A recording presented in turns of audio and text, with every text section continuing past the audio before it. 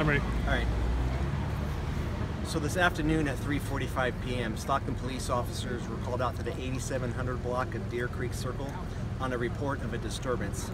During this investigation, our officers were confronted by a man who was armed with a knife.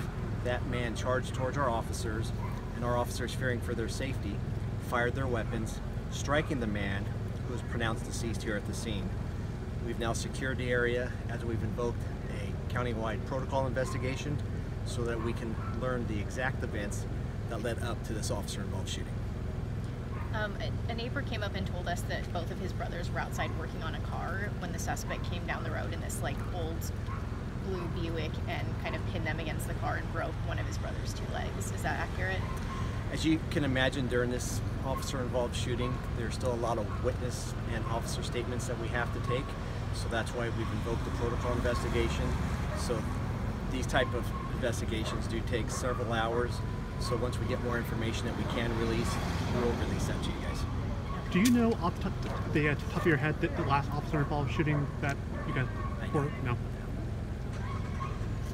So not clear yet whether or not anyone else was taken to the hospital as a result of this investigation today?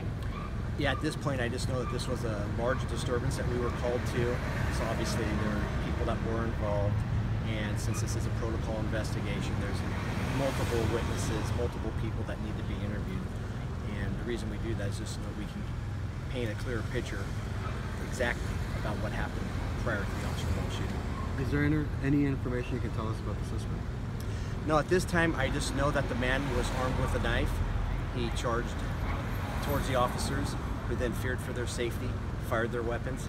I do know that he's an adult male, but I don't have any information on how old he is or where he lives. Did the officers have their cameras on? Yes, part of this officer-involved shooting protocol investigation will be going through all types of evidence, and part of that evidence would be the body-worn cameras. Any indication the man with the suspect was suicidal when we heard that? At this point, it's still too early in the investigation. As you can see, this is still a very active investigation, and once again, there's just numerous people that we're going to have to talk to during this protocol investigation. Neighbors who saw what happened, other type of witnesses, our officers, potential other victims from this disturbance. So this investigation will go into the evening and probably early morning hours.